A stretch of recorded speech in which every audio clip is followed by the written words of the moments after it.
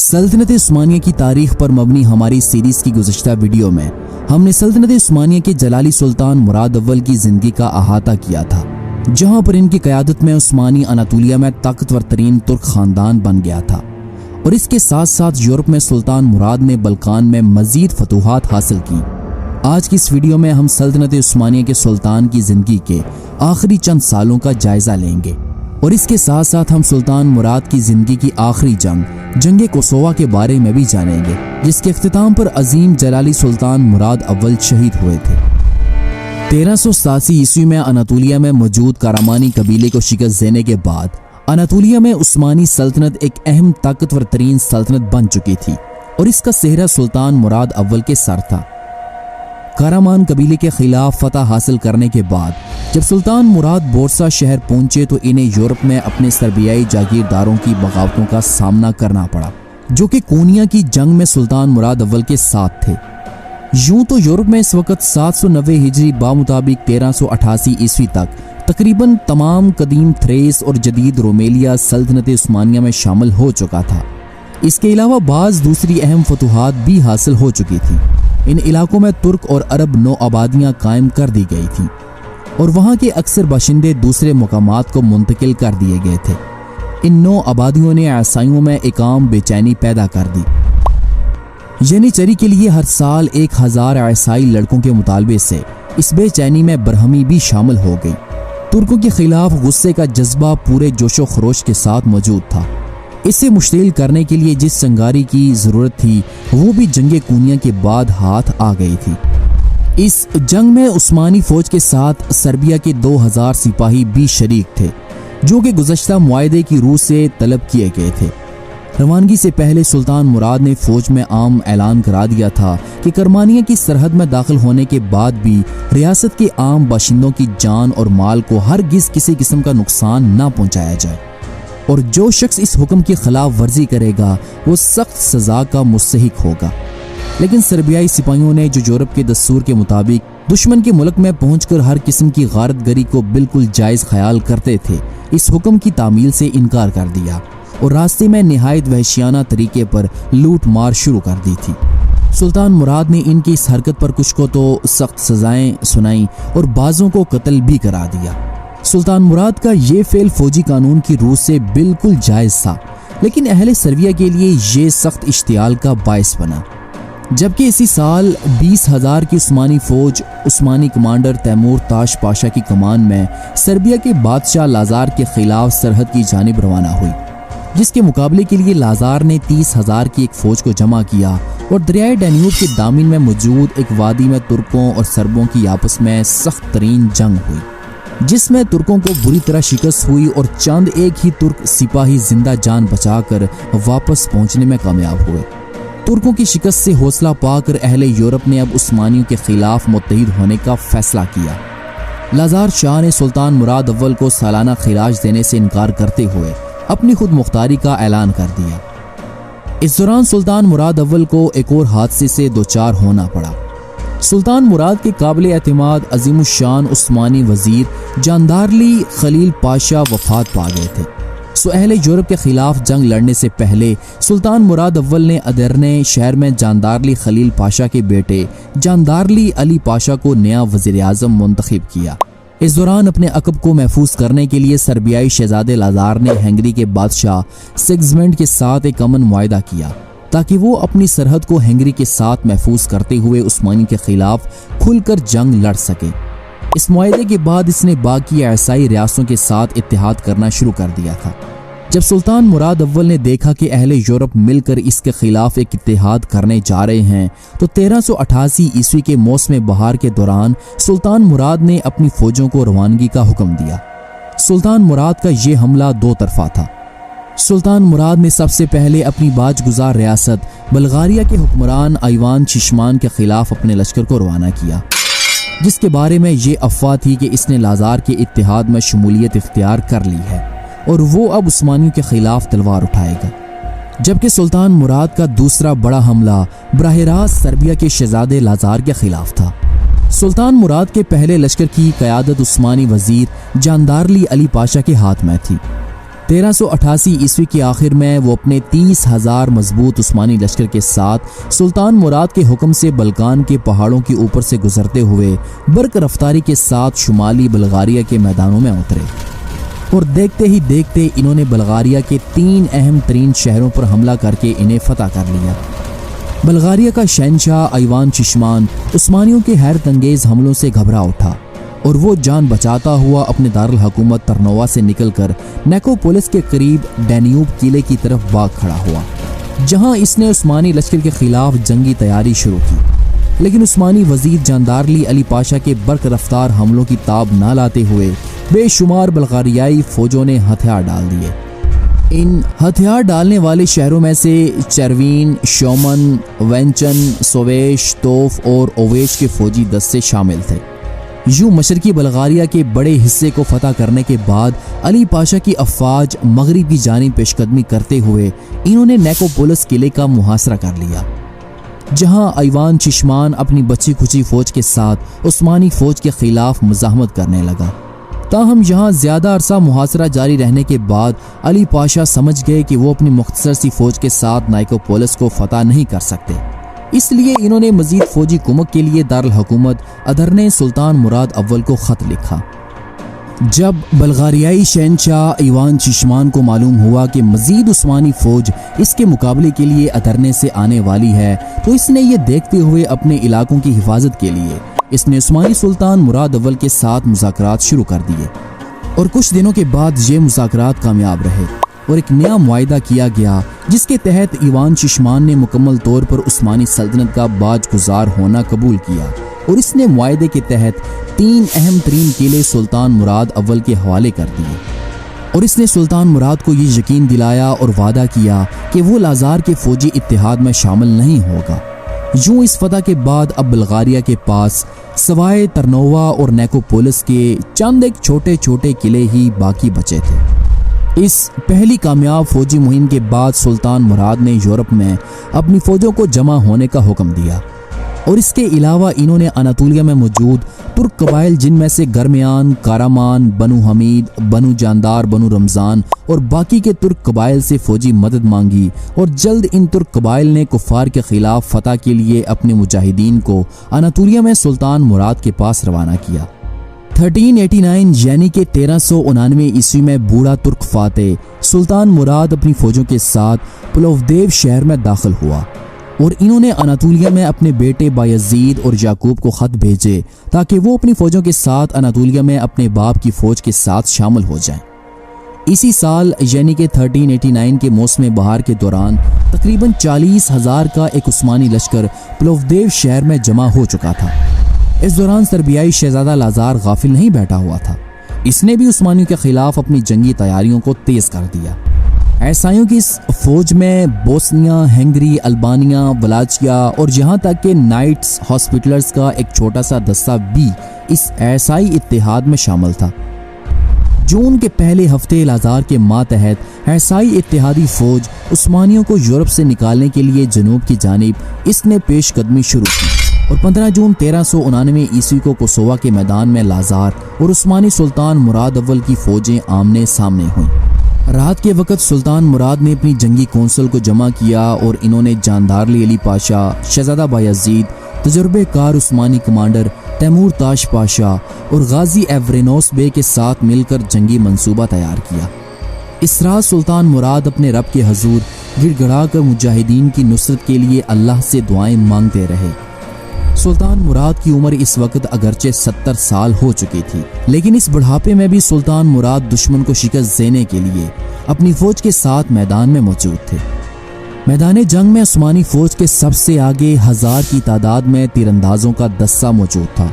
جو دونوں فوجوں کے درمیان دفاعی پوزیشن میں کھڑا تھا۔ ان کے پیچھے پیادہ فوج کھڑی تھی،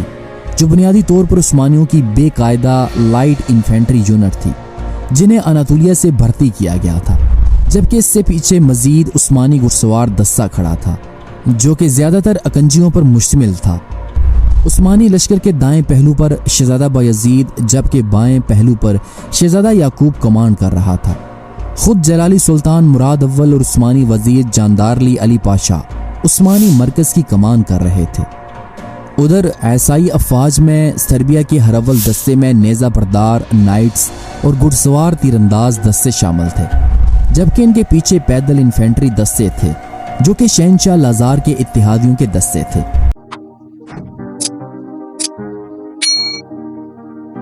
لازار شاہ خود لشکر کے مرکز کی کمان کر رہا تھا،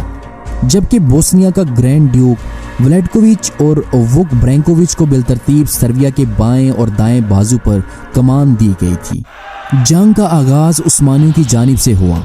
سلطان مراد کے حکم پر گھڑ سوار دستے حرکت میں آئے اور انہوں نے اپنے کیمپ سے نکل کر دشمن کی فوج پر حملہ کر دیا۔ اس ابتدائی حملے میں دونوں جانب حساب برابر تھا۔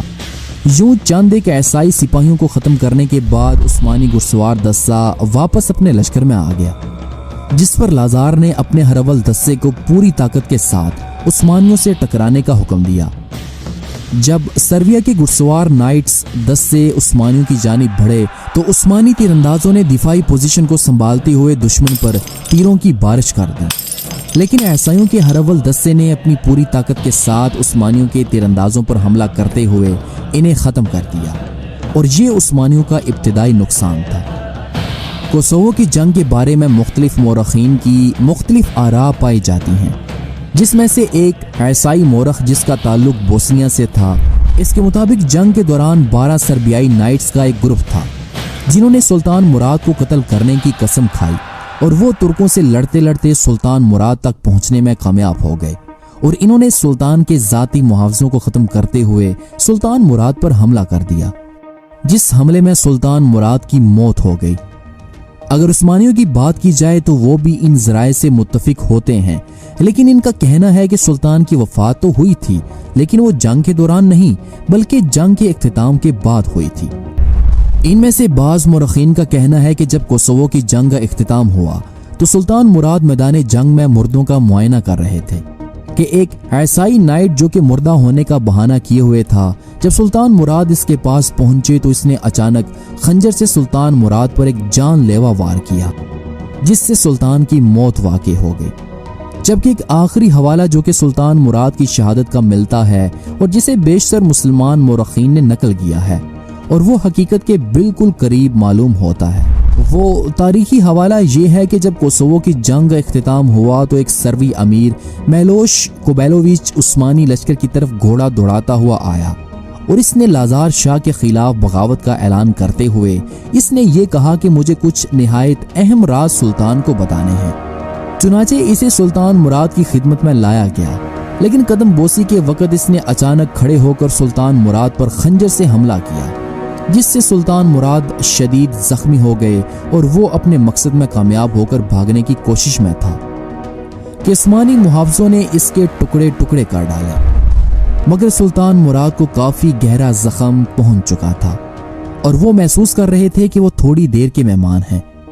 میلوش کے واقعے کے بعد سے عثمانی ریاست میں یہ قانون ہو گیا کہ جب کوئی اجنبی شخص سلطان کے حضور میں لایا جاتا تو 2 آدمی اس کے بازو پکڑے رہتے تاکہ وہ دھوکہ دہی سے سلطان پر حملہ نہ کر دے۔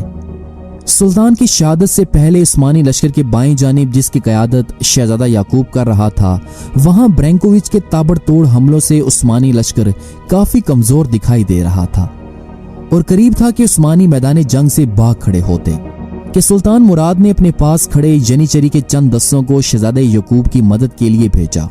یوں شہزادہ یعقوب کو جب مدد ملی تو اس نے ایک آخری اور فیصلہ کن حملے کا حکم دیا، اور اب میدان آہستہ آہستہ عثمانیوں کی جانب پلٹ رہا تھا کہ یہاں شہزادے بایزید نے اپنے پاس موجود اناطولیہ سے بھرتی کیے ہوئے گھڑ سوار ترکوں کے دستوں کو سامنے لا کر دشمن کے ساتھ لڑا دیا، اور عیسائی فوج کا بایاں بازو کمزور ہوتا گیا۔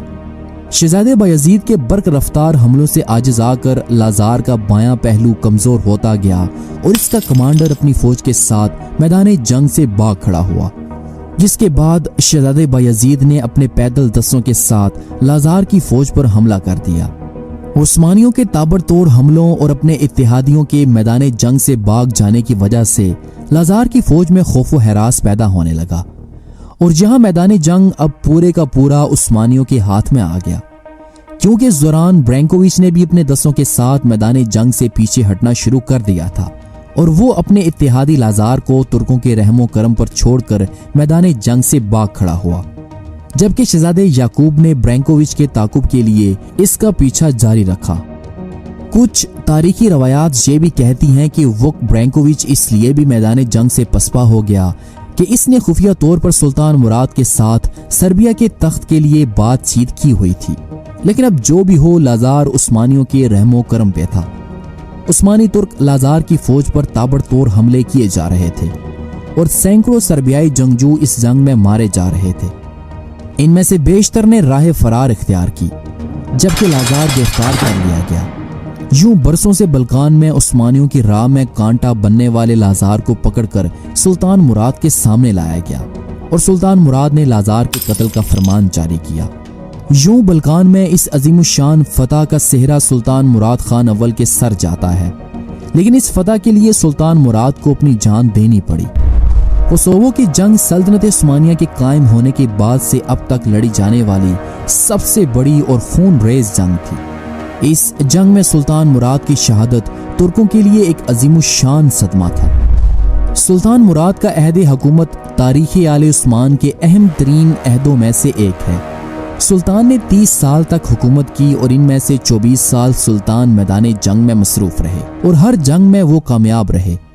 سلطان مراد سے پہلے ترکوں کا مقابلہ یورپ کی قوموں میں سے صرف بازنطینیوں سے ہوا تھا، جن کی سلطنت اپنے زوال کی آخری منزلیں طے کر رہی تھی۔ لیکن سلطان مراد کی فتح یاب فوجیں ان ملکوں میں بھی پھیل گئیں جو یورپ کی نہایت طاقتور سیلانی قوموں کے زیر نگین تھے، اور بلغاریہ، سرویا اور بوسنیا پر سلطنت عثمانیہ کا تسلط قائم ہو گیا۔ عظیم سلطان مراد کی فتوحات نے سلطنت عثمانیہ کے دائرے اقتدار کو دریائے ڈینیوب تک بڑھا دیا تھا، اور گو بعض ریاستوں یعنی کہ سرویا اور بوسنیا سے مخص خراج قبول کرنے پر کنات کی گئی، تاہم تھریس، مقدونیہ اور جنوبی بلغاریہ کی ریاست مکمل طور پر سلطنت عثمانیہ میں شامل کر لی گئی۔ ایک انگریز مورخ لکھتا ہے کہ 30 سال تک سلطان مراد نے عثمانیوں کی قیادت کی کہ اس عہد کا کوئی بھی مدبر اس پر فوقیت حاصل نہ کر سکا، مخص اس لیے کہ مراد کی بنسبت محمد فاتح اور سلیمان اعظم سے متعلق ہماری معلومات بہت زیادہ ہیں۔ سلطان مراد کا صحیح مقام کہ وہ خاندان عثمانی کا سب سے زیادہ ممتاز اور کامیاب ماہر سیاستدان تھا، کبھی پہچانا نہ جا سکا۔ جب ہم ان دشواریوں کا جن کا اس نے مقابلہ کیا، ان مسائل کا جنہیں اس نے حل کیا اور اس کے عہدی حکومت کے نتائج کا موازنہ اس کے زیادہ پرشکوہ جانشینوں کے کارناموں سے کرتے ہیں، تو ہم دیکھتے ہیں کہ اگر وہ ان سے بڑھ کر نہیں تو ان کے برابر ضرور تھا۔ جو تغیر اس نے اپنی مدت حیات کے اندر کر دیا وہ تاریخ کی نہایت حیرت انگیز واقعات میں سے ہے۔ سلطان مراد کی ان فتوحات کو 5 صدیوں تک قائم رہنا تھا۔ سلطان مراد نے عیسائی علاقے فتح کر کے ان میں اسلامی حکومت قائم کی، لیکن عیسائیوں کو جبراً اسلام میں داخل کرنے کی کبھی کوشش نہیں کی، برخلاف اس کے کہ انہوں نے انہیں پوری مذہبی آزادی دے رکھی تھی، جس کی واضح شہادت اس خط میں محفوظ ہے جو 787 ہجری بمطابق 1385 عیسوی میں یونانی کلیسا کے بطریقی اعظم نے پوپ اربن ششم کو لکھی تھی۔ اس نے اس خط میں یہ اقرار کیا کہ سلطان مراد نے کلیسا کو مکمل آزادی بخش دی ہے۔ یہ اسی کا نتیجہ تھا کہ 1360 سے 1399 عیسوی کے درمیان بطریقی اعظم کے دفتر میں کوئی ایک شکایت بھی عثمانیوں کے ہاتھوں ارباب کلیسا کی بدسلوکی کی درج نہیں ملتی۔ کوسووا کی جنگ میں فتح کے بعد جب عثمانی وزیر جاندارلی علی پاشا اور شہزادہ بایزید سلطان مراد کے پاس پہنچے تو اس وقت سلطان مراد کی آخری سانسیں چل رہی تھیں۔ وزیر اعظم کی مشاورت سے شہزادہ بایزید کو نیا عثمانی سلطان منتخب کر لیا گیا۔ سلطان مراد نے بھی اصرار کیا کہ شہزادہ بایزید کی بیعت کر لی جائے، چنانچہ شہزادہ بایزید کو عثمانی سلطان بنا دیا گیا اور سلطان مراد اول کی بھی وفات ہو گئی۔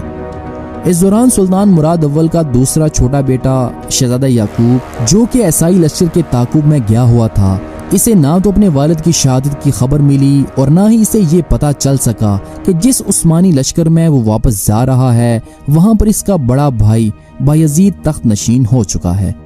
اس دوران عثمانی پاشاؤں نے، جنہوں نے 1373 عیسوی میں عثمانی خانہ جنگی کا ایک تلخ تجربہ کیا ہوا تھا اور سلطان مراد ہی کے ایک بیٹے شہزادہ سافسی کی بغاوت دیکھی ہوئی تھی، انہوں نے فیصلہ کیا اور سلطان بایزید کو یہ مشورہ دیا کہ تخت کی خانہ جنگی سے بچنے کے لیے اپنے بھائی کو قربان کرنا پڑے گا۔ چنانچہ جب شہزادہ یعقوب واپس عثمانی لشکر میں پہنچا تو سلطان بایزید کے حکم پر معصوم شہزادہ یعقوب کا گلا گھونٹ کر اس کا قتل کر دیا گیا۔ یوں شہزادہ یعقوب کا قتل تخت آل عثمان کے لیے پہلا بڑا قتل تھا، اور اس کے بعد یہ روایت پڑ گئی کہ جو بھی عثمانی خاندان کا فرد تخت نشین ہوتا وہ اپنے بھائیوں کو قتل کرا دیا کرتا تھا۔ سلطان بایزید جلدرم نے سلطان بننے کے بعد اپنے والد اور اپنے بھائی شہزادہ یعقوب کو بورسہ میں دفن کیا، لیکن اس سے پہلے سلطان بایزید نے اپنے دارالحکومت ادرنے میں اپنے تخت کو محفوظ کرنے کے لیے چند دن گزارے۔ اب عثمانی دارالحکومت میں سلطان بایزید کے وزراء اور مشیر آپس میں یہ چہ مگوئیاں کر رہے تھے کہ سلطان بایزید اپنے والد مراد اول کی موت کا بدلہ اہل یورپ سے کب لیں گے۔ کوسووا کی جنگ عثمانی تاریخ کی ایک عظیم الشان فتح تھی،